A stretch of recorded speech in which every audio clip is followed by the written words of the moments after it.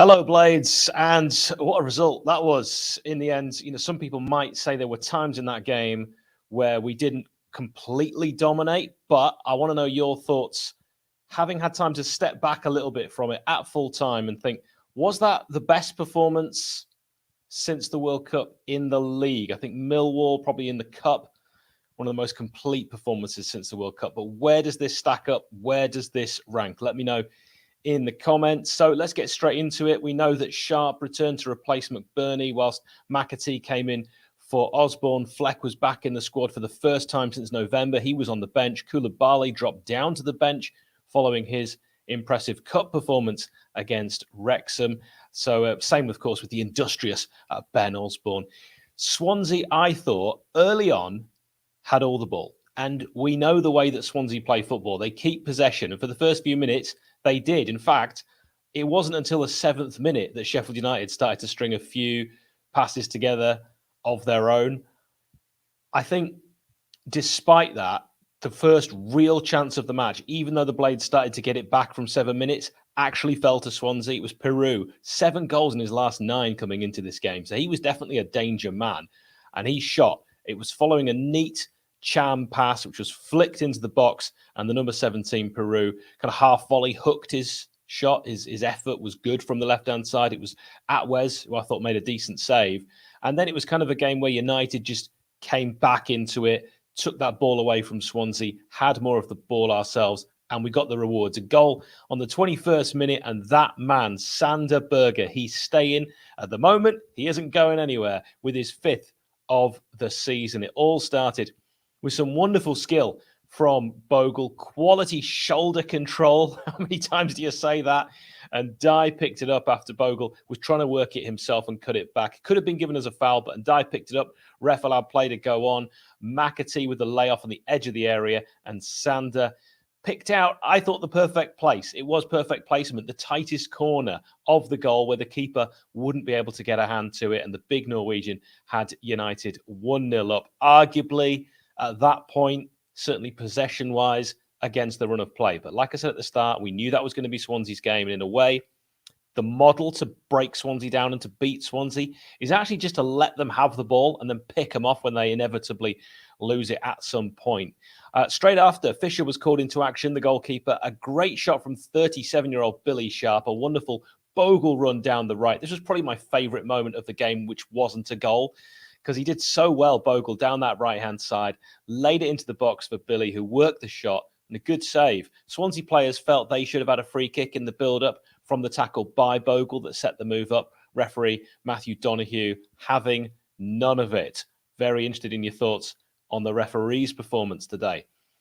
Sharp was his name moments later following a low cross into the box. Sharp tried to find Iliman and Dye with a header because Sharp got to the byline and then just kind of looped it over to Iliman at the back stick, and he was going to try and get it into the back of the net to make it 2, but a Swans defender managed to get there first. At this point, we had Swansea on the ropes a little bit. For the first time, really, in the first half, we saw a lot of crosses in or around the area, particularly after we scored the opener. Bogle as well, putting them into real danger areas.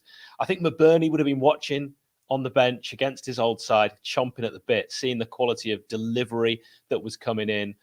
Important as well, defending from Anel on 39 minutes. This bit might kind of get forgotten, but I think it's worth mentioning this because, Anel will want the praise for what was a really fantastic moment, which could have changed the game, because Cullen tried to muscle his way past Anel for a shot, but the Bosnian shepherded it behind for a corner, which did result in Cabango having a looping shot, which, had he connected with it better, could have been trouble, but it was caught easily by Wes. So I thought that was a turning point, because then the Blades got the second goal. McAtee had Cooper pull him back when he was running towards the box. This was just at the end of the first half, and a free kick given in a great position.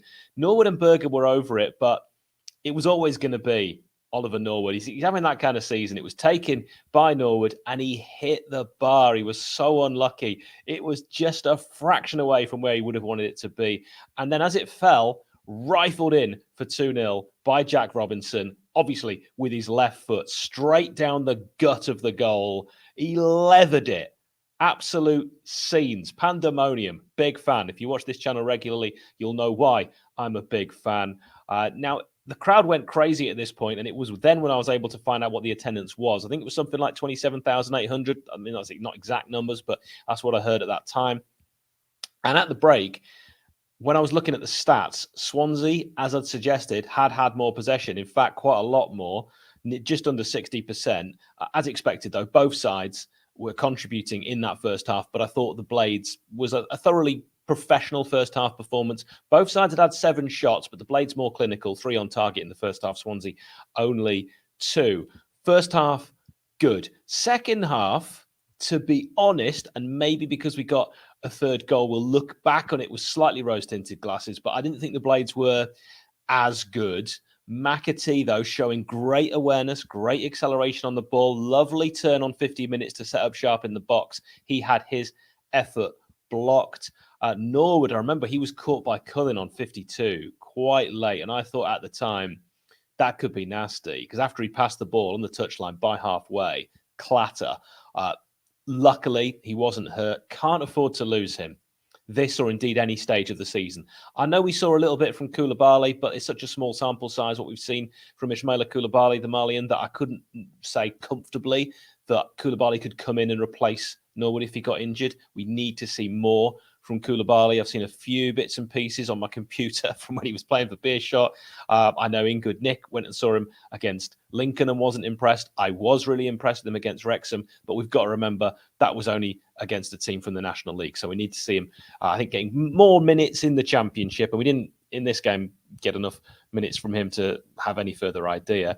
McAtee booked on 54 for a foul on Manning. No question about it. It was. Cabango saw quite a lot of the ball for Swansea, got fed up of Iliman Ndiaye, fouled him when he was really getting going, and earned a free kick, which nearly led to a second for Jackie Longthrow. That was going to be a theme of the day for JLT. Referee Matthew Donoghue, I thought, was a bit fussy just after this. There was kind of a long, protracted period of time where, he just seemed to be doing just bizarre things. There was a moment when the ball hit him, I thought, and he didn't stop the play. There was a drop ball. It was just nonsense. We saw Ollie McBurney and Ben Osborne brought on the 71 minutes for Billy Sharp and McAtee. What did you make of Billy Sharp and his overall performance? I was impressed. McAtee, I thought he was better as well than he was in his previous performance. Let me know, though, in the comments, please, Blades, what you made of Sharp and McAtee. It's not a problem if you have a difference of opinion with me.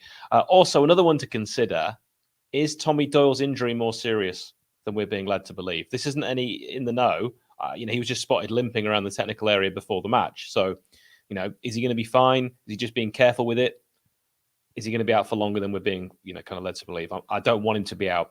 I think once we've got our full complement of fully fit midfielders, and now with Fleck coming back, there's just so many brilliant options in there. It's going to be a real headache for Hecky. Pigeons scattered as Swansea had their best chance of the match. It was number 31, Cooper, who has 3 in his last 6. So again, a bit of a danger man. Hit it at Wes inside the box and made a decent save, pushing it out for a corner. That was when I thought if ever they were going to score, it was going to be there. 78 minutes, Whittaker appealed for a penalty for Swansea. Ref not interested, and I agreed. Bit of a coming together, but 6-1. Half a dozen of another. You can't be giving penalties for that. 82 minutes, a free kick rattling the post. Now, not the original free kick, but the shot from it, which could and should have made it 3-0. So close from Jackie Longthrow as he sneaked in at the far stick following that free kick after a bad challenge as well that led to that. He could have had a hat-trick. Jack Robinson, can you imagine that? I thought he had a really good game overall. Maybe some of his passing in the first half, a bit wayward, but overall thought he had a really, really solid performance.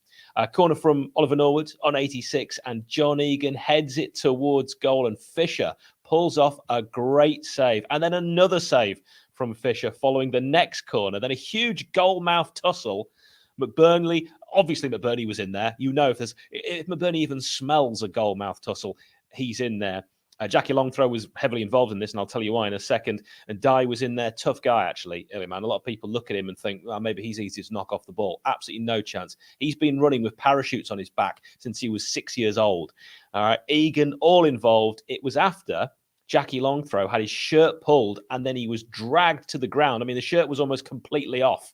I think it was something similar to that happened to Kieran Clark, didn't it, earlier in the season? But dragged to the ground, a blatant penalty. I mean, you show that to, I would say, 100 referees and 99 of them give it. But unfortunately, one of those that wasn't going to give it was Matthew Donoghue. In fact, not only was it a blatant penalty that should have been given for the Blades and a clear foul on Jack Robinson somehow ended up getting booked, and it was a free kick to Swansea. It was an absolutely mind-boggling decision. But it didn't matter in the long term because a third goal would come. 3-0, Ollie McBurney scoring against his old club on 89 minutes. A tap-in following a great run from Jayden Bogle into the box. Crossed it into Osborne. His shot deflected. And it fell kindly, very kindly, to McBurney. Bogle, what a game. John Fleck came back into the action. Again, we haven't seen him since November. We also saw Basham on in the 90th. Lowe and Bogle leaving to rapturous rounds of applause for both of those. Lowe putting some good crosses in, steady game from him. And Bogle, I thought, was just fantastic throughout. Koulibaly replaced Sander Berge on the 93rd minute. And Dai actually had the ball in the back of the net, but the ref pulled it back for a Basham foul in the final few minutes. And that one, I wasn't really going to argue with that. So overall, what did you make of that win? Another correctly predicted win, if you watched the match preview. I think I'm like 4 in a row now. But the Pigeons got closer to Wes's goal than the Swans.